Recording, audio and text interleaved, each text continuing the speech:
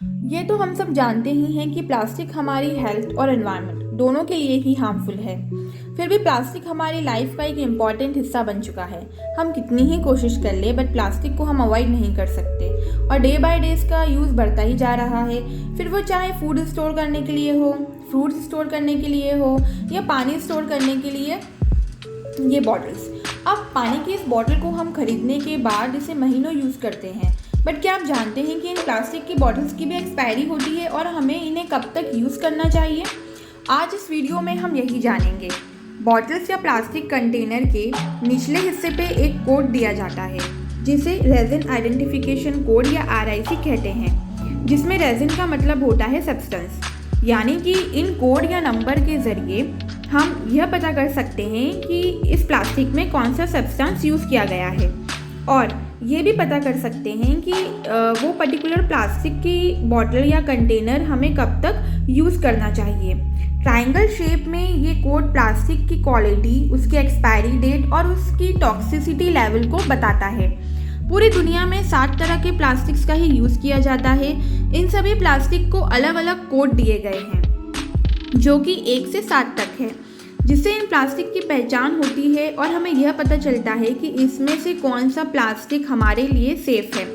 Code 1 से code 6 polymer plastic होते हैं और कोड 7 एक जनरल कैटेगरी है जिसमें कि ऐसे प्लास्टिक्स आते हैं जो 1 से 6 में नहीं आते। तो चलिए एक एक करके हम इन कोड्स के बारे में जानते हैं। कोड 1 प्लास्टिक यानी कि PET, इसमें पॉलीइथिलीन टेरफथैलेट होता है। इसे PETE, PETP और PET भी कहते हैं। इसका इस्तेमाल सॉफ्ट ड्रिंक्स, पानी, सॉसेस, पिकल जेली और पीनट बटर जैसी चीज़ों को स्टोर करने के लिए होता है।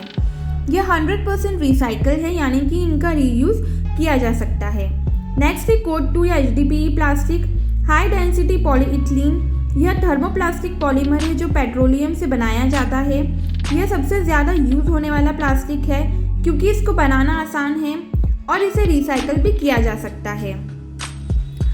ये जनरली आइटम्स जैसे कि milk jugs, detergents bottles, oil bottles, toys, plastic bags, shampoo, conditioner bottles और आइसक्रीम कंटेनर्स बनाने में यूज़ होता है।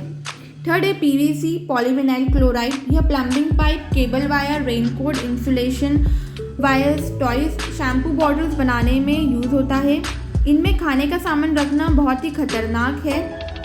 यह काफ़ी हार्ड और काफ़ी रफ होते हैं। नेक्स्ट है code 4 LDPE, low density polythene. यह light weight, flexible, soft plastic होता है जो कि करोजन रेजिस्टेंट होता है और टफ होता है।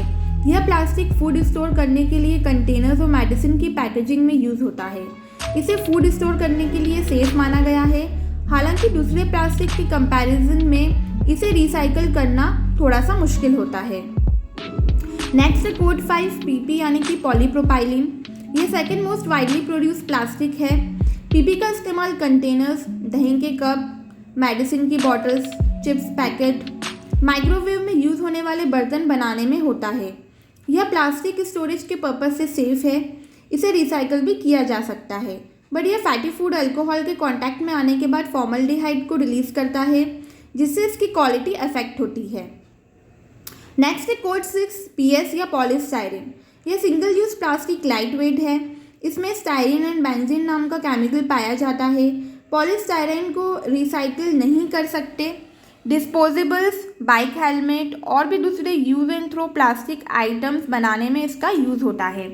पॉलीस्टायरीन बहुत ही डेंजरस प्लास्टिक है क्योंकि हीट के कांटेक्ट में आने के बाद में यह टॉक्सिक सब्सटेंस स्टायरीन को रिलीज़ करता है। ऐसे प्लास्टिक रिसाइकल होने में काफ़ी दिक्कत देते हैं और स्टायरीन जैसे टॉक्सिक सब्सटेंस से कैंसर का खतरा बना रहता है। नेक्स्ट है कोड 7।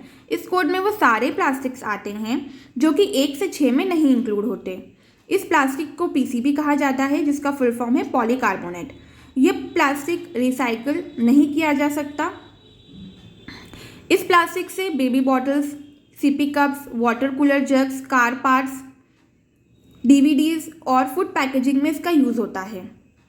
गाइस, कोशिश करें कि अपनी डेली लाइफ में से प्लास्टिक का यूज़ कम से कम करें और अगर मजबूरी है तो आप ऐसे प्लास्टिक का यूज़ करें जो कम हार्मफुल है। जनरली कोड 2, 4 और 5 वाले प्लास्टिक्स कोड 1, 3 और 6 वाले प्लास्टिक से अच्छे होते हैं। अगर आपको यह वीडियो यूज़फुल लगा हो तो please do like, share and subscribe to my channel. Thank you.